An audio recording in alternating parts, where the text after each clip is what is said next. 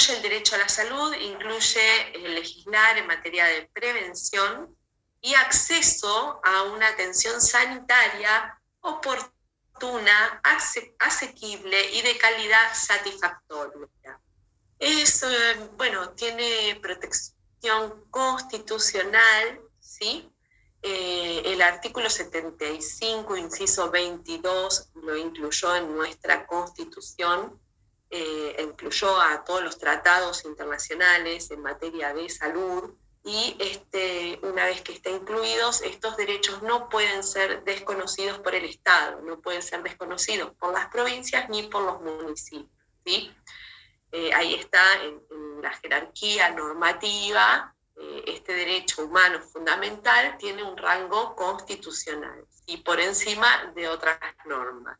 Esto asegura el acceso al goce efectivo, y lo que hace la ley es una discriminación positiva en favor de, justamente grupos vulnerables, que es el grupo de pacientes, y por eso la norma regula en materia de niños, adultos mayores, personas con discapacidad, ¿sí? Para poder equipararlos, justamente asegurando este acceso efectivo, equipararlos al resto de las personas que gozan de buena salud. Y el medicamento es entendido como un bien social, no como un bien estrictamente económico, sino como un bien social, ¿no? La producción y fabricación es privada, pero el acceso y el uso debe ser asegurado a toda la población, ¿sí? Salud, yo directamente, ahí hago una reseña histórica, ¿no? Cuando comienza, pero puntualmente iría a cómo fue evolucionando el sistema de salud en nuestro país. Nosotros tenemos un sistema que es, por decirlo de alguna manera, tripartito, ¿no? Entre las obras sociales, el Estado y las empresas de medicina privada.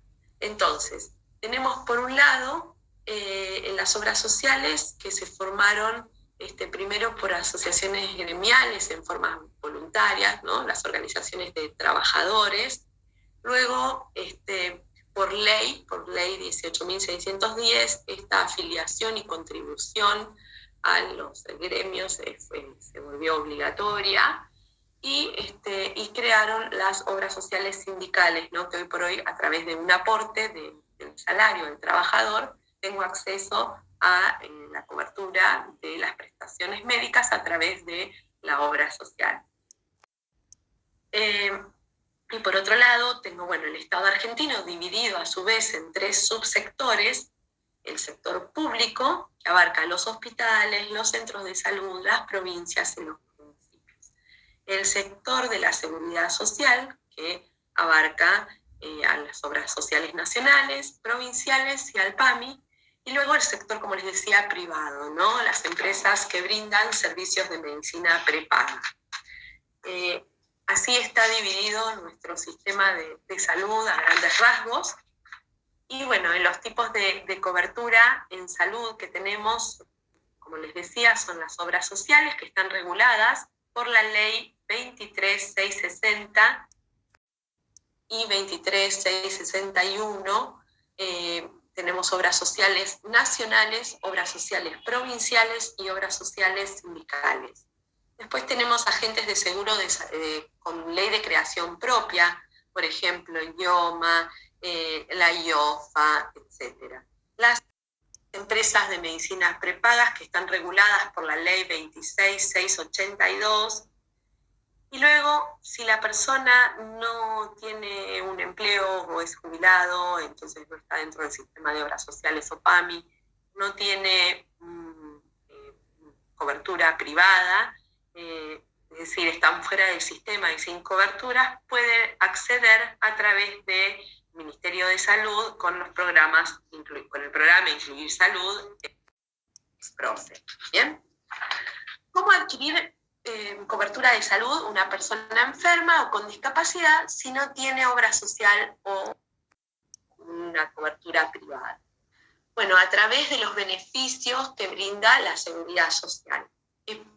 Tenemos los beneficios no contributivos nacionales asistenciales, que son las famosas pensiones dirigidas a madres de 7 hijos o más, personas con discapacidad y adultos mayores, ¿sí? Esto es para beneficios no contributivos, significa que para acceder a esa pensión no es requisito contribuir con un aporte, ¿sí? Por eso son no contributivos y nacionales. Después, y totalmente asistenciales, está dirigido a grupos muy vulnerables que no cuentan con ningún otro beneficio de los tipos contributivos, ¿sí? No tienen jubilación, no tienen pensión a través de sus aportes, no tienen nada, ¿sí? Después están los beneficios graciables, que son otorgados por ley especial y los otorgados por leyes especiales, ¿sí? Tenemos, por ejemplo, pensión derivada por fallecimiento de familiar, a través del empleo de servicio doméstico, a través del monotributo de la AFIP también podemos acceder al sistema de salud, por el monotributo social y a través de, como les decía antes, el programa Incluir Salud, si no tengo nada de lo anterior, ¿no? Si no puedo acceder a través de los beneficios que les mencioné anteriormente. Y la última vía, cuando nada funciona, es la vía judicial. Entonces, para que ustedes tengan en cuenta, si yo quiero, por ejemplo, por un lado tenemos los beneficios de la seguridad social contributivos, que les repito, es a través de un aporte que puede ser cuando me jubilo y yo realicé los aportes, la cantidad de aportes que indica la ley, ahí tengo acceso a una jubilación.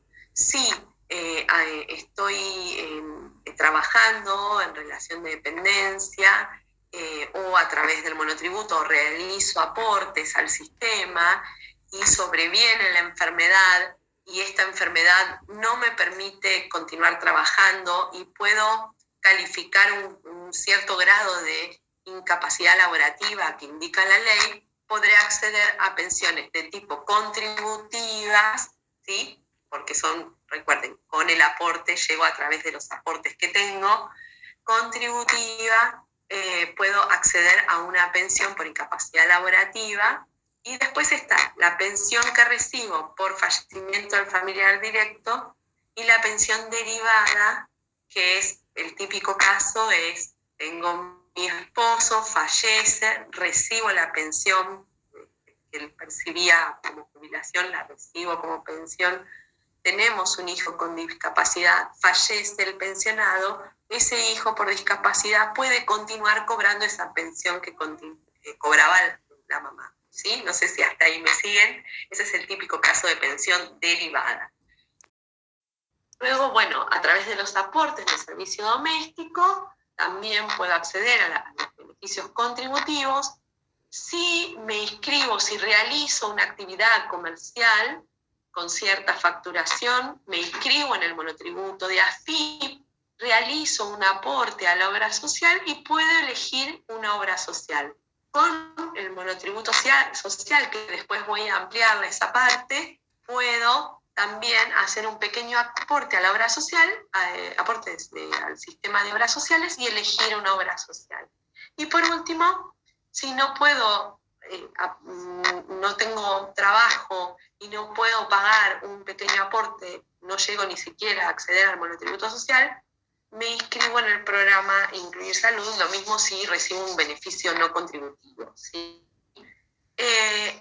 Esas son las formas que tenemos de acceder al sistema de salud. Bueno, diferencia un poco de tipos de monotributo porque siempre hay confusión con este tema. El monotributo de AFIP se tramita ante AFIP y está dirigido a las personas que realizan ventas de cosas muebles, obras, locaciones y o prestaciones de servicios, ¿sí? Hay una tabla de categorías, la más baja es la A, está publicada por la página de AFIP, y si mi facturación entra dentro de esas categorías, me inscribo ante la AFIP y cuando estoy inscripta y comienzo a pagar, pago, parte de ese pago es el aporte que va dirigido a la obra social que puedo elegir, ¿sí? El monotributo social, a diferencia del monotributo de AFIP, se tramita a través de ANSES, y esta categoría de monotributo social es una categoría permanente creada para facilitar y promover la incorporación a la economía formal de aquellas personas que están en situación de vulnerabilidad y que realizan una única actividad económica, productiva, comercial o de servicios, o proyectos productivos tipo cooperativas de hasta 13 integrantes, con un nivel de facturación mucho menor a la categoría más baja que prevé el monotributo de AFIP, ¿sí?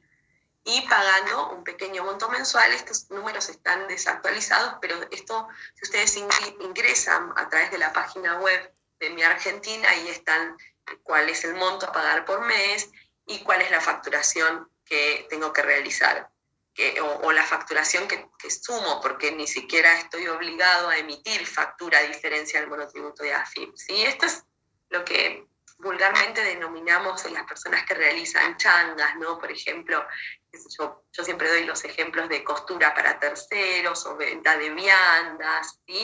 Es una actividad irregular con muy pequeña facturación, pero que permite a través del monotributo social acceder al sistema no solo de hacer un aporte jubilatorio, sino al sistema de obras sociales, y también poder elegir una obra social que me brinde la asistencia médica que necesito. Contar con un ingreso bruto menor a 466.000 pesos anuales, no ser propietario de más de un inmueble o más de 2 bienes muebles registrables, y los criterios es un máximo de 2 automóviles, mayor a 5 años de antigüedad, y exento de pago de impuestos, y hasta 2 motovehículos. No ser profesional universitario. El profesional universitario se debe inscribir en monotributo de AFIP.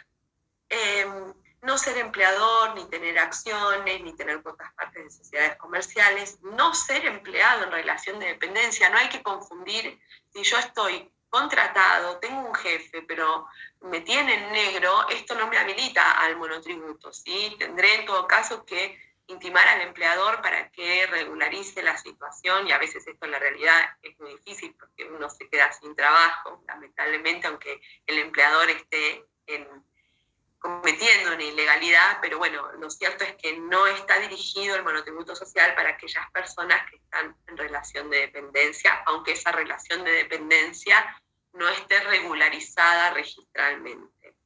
Y bueno, y como les dije antes, una única actividad económica, ¿sí? O sea, como ustedes ven, estos requisitos nos muestran que está dirigido a grupos muy vulnerables, ¿sí? Con una situación de empleo muy irregular, de trabajo muy irregular. Bueno, por último, tenemos el programa Incluir Salud, cuando no puedo siquiera, no tengo trabajo y no puedo siquiera pagar el pequeño aporte mensual del monotributo social.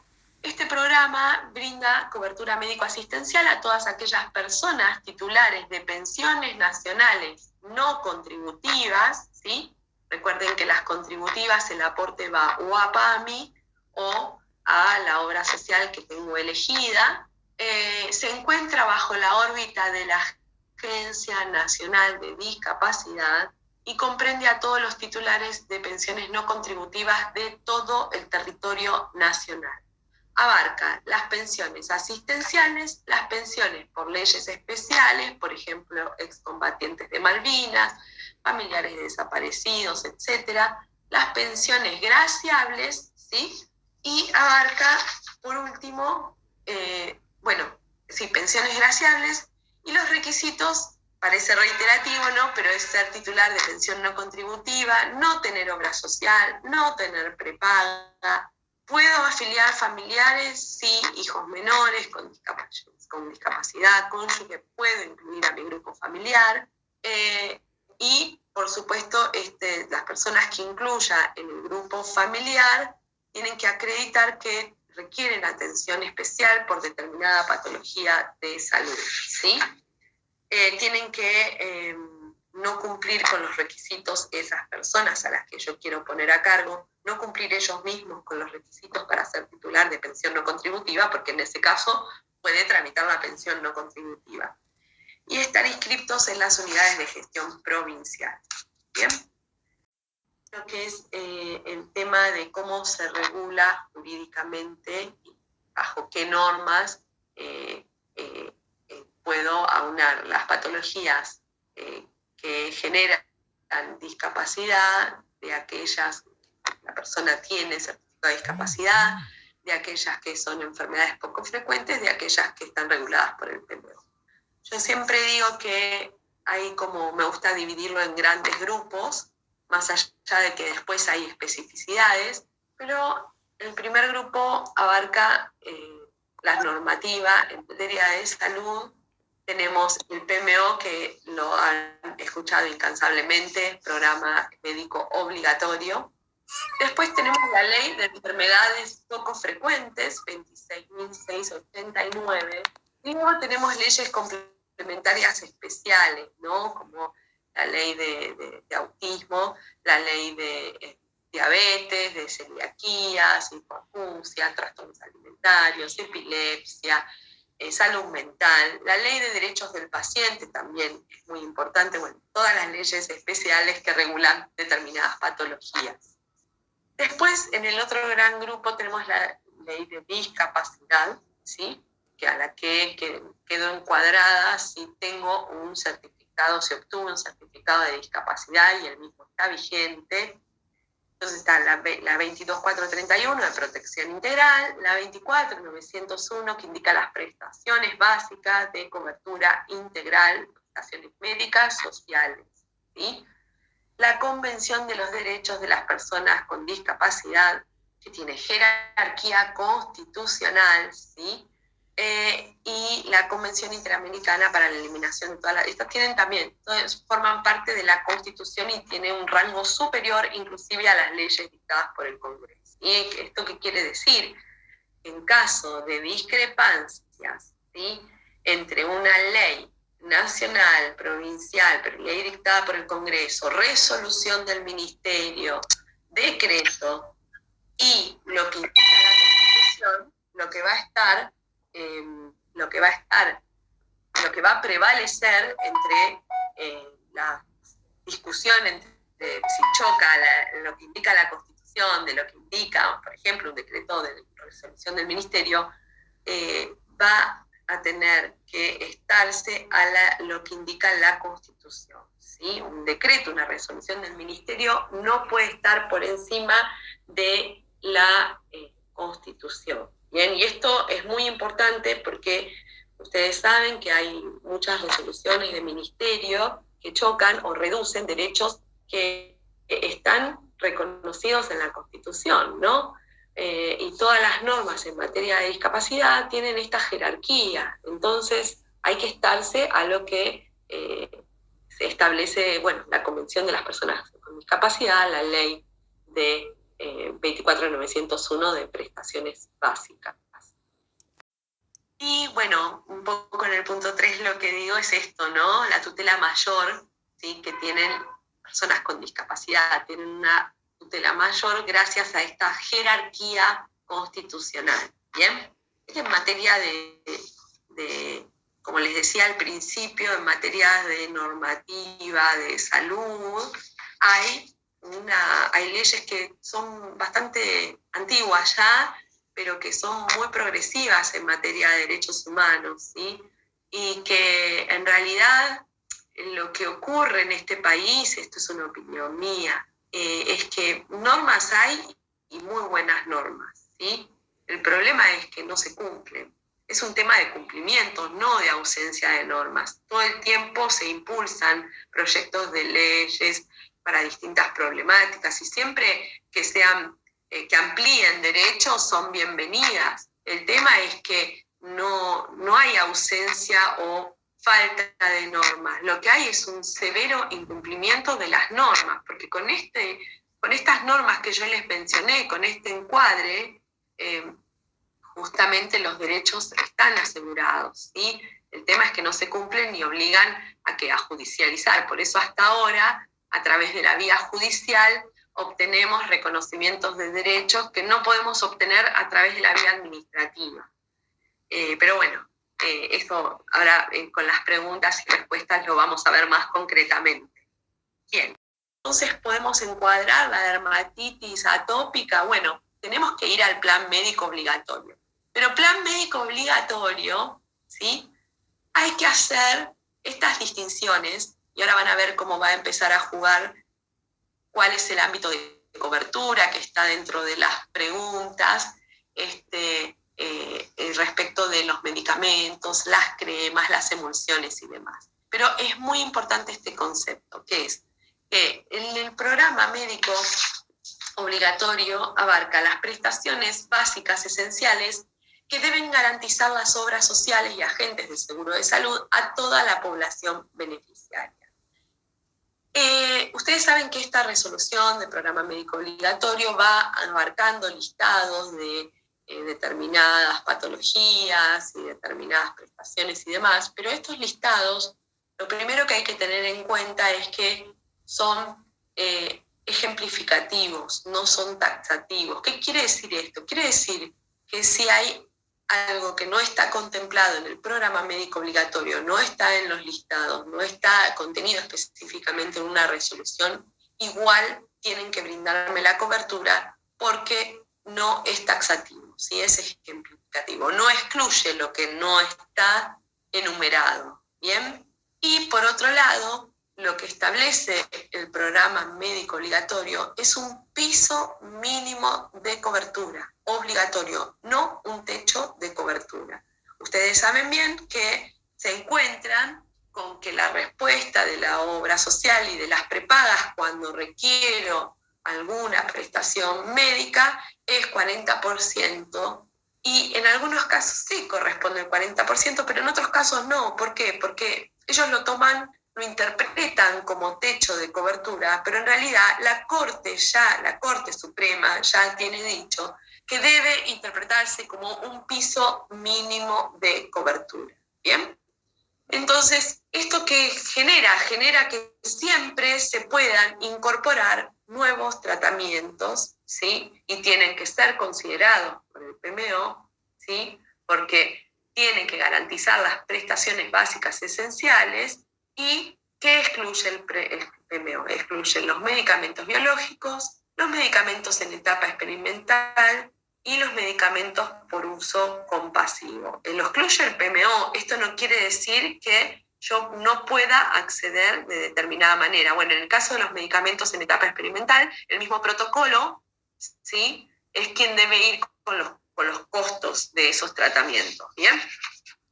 Bueno, y lo otro muy importante que tienen que tener en cuenta y que lo vamos a aplicar para las preguntas que me hagan respecto de los problemas que tienen de cobertura en esta patología, es que las obras sociales y prepagas están obligadas al 40% de cobertura para medicamentos esenciales, por ejemplo, un antibiótico, ¿sí?, para tratarme una gripe. Doy un ejemplo burdo, ¿no? 70% para crónicos y prevalentes y 100% para alto costo y baja incidencia. Acá lo que tienen que tener en cuenta, ustedes entrarían en 70% en crónicos y prevalentes, pero no siempre. ¿Por qué? ¿Cómo yo llego al 100% de cobertura del medicamento o de la crema que me están indicando? El mismo PMO establece el 100% para medicamentos de alto costo, aunque no sea una enfermedad poco frecuente, cuando lo que yo gasto en ese medicamento o en esas cremas supera un salario mínimo vital y móvil. Salario mínimo vital y móvil, lo googlean, está publicado, hoy por hoy es del orden de los 48.000 pesos. Entonces, si mi tratamiento supera el salario mínimo vital y móvil mensualmente, yo puedo exigir el 100% de cobertura. Si no lo supera, será el 70% de cobertura. Esto es como lo más importante para que ustedes tengan en cuenta, ¿sí? Yo tengo derecho a exigir lo que me dio mi médico tratante y lo voy a tener que exigir judicialmente. No pueden cambiar el tratamiento que me da mi especialista, en quien yo confío, que me diagnosticó. A veces es difícil el diagnóstico, ¿no? Uno da vueltas y vueltas y algo que parece una cosa de momento, me imagino, después llegar a un diagnóstico es difícil, de encuentro al especialista adecuado, con conocimiento, con estudio de la enfermedad, y que indicó un tratamiento de auditoría. No lo puede cambiar, no lo puede hacer. Tengo que ir por la vía judicial. Pero recuerden, si ustedes se encuentran o que cambiaron la marca o que cambiaron el tratamiento, inmediatamente lo rechazan, van al médico tratante, les cuentan ustedes lo que les pasó y que el médico tratante, si no aprueba, porque si el médico dice, no, está bien lo que dice auditoría, bueno, estará bien, ¿sí? Ahora, si el médico tratante, o si a mí me parece que el médico tratante no me genera confianza en esa situación, bueno, tengo derecho como paciente a una interconsulta, ¿ok? Con otro profesional. Pero si el médico tratante se opone, le piden al médico que lo haga por escrito, que fundamente las razones por las cuales se opone e insiste en lo que él indicó, lo presentan en la obra social o la prepaga, por mail, siempre recuerden, con constancia y demás, y si insisten o no les dan respuesta, vía judicial. Entonces, primero, lo que yo necesito como paciente, aunque sea una crema considerada dermocosmética, si el médico tratante me lo prescribe, me lo receta, los mecanismos legales son los que yo les acabo de contar y la forma de pedirla es la que yo les acabo de contar. Y la obligación de cobertura, los porcentajes que yo les indiqué, son los que deben darlo. Siempre que la crema, aunque sea considerada dermocosmética, tenga relación directa con la patología, ¿sí? ¿Y cómo sé eso? Bueno, lo escribe el médico tratante. Acá es fundamental lo que escriba el médico tratante. Si a mí el médico tratante me hace la receta de la crema y me hace un informe médico indicando los antecedentes, las características de la patología, la relación entre, la fundamentación del tratamiento, qué ventajas me genera esta crema o cómo puede ser curativa o paliativa de los síntomas. Eso sí lo explica el médico, y la indicación de cantidad y demás. Es decir, si el médico tratante lo fundamenta en un informe médico, entonces yo lo puedo pedir a la obra social y la prepaga, siempre con nota de pedido mail. Seguramente la prepaga o la obra social lo rechace o les dé un porcentaje menor, como a veces hasta como un beneficio, pero sí yo puedo exigir judicialmente esa cobertura. ¿Sí? La puedo exigir como si fuera un medicamento, pero los dos requisitos son esos, ¿no? Que el médico tratante escriba y que tenga relación con la enfermedad, si no, no. Proyectos de ley, sí, eso siempre es posible, como les decía antes, proyectos que mejoren o que sean ampliatorios de derechos, siempre se puede hacer, pero con las normas que tenemos, esta cobertura debería estar asegurada, porque yo les vuelvo a repetir, hay un problema de incumplimiento de la norma o de mala interpretación de las normas. No hay carencia de normas. Yo con el PMO esto lo puedo reclamar y sí, y en la vía judicial, a través de la vía del amparo, si bien uno nunca puede asegurar un resultado, ¿no?, ante el caso concreto, porque depende del juez, normas tenemos de sobra, y hasta ahora en la experiencia que tuvimos nos ha ido bien.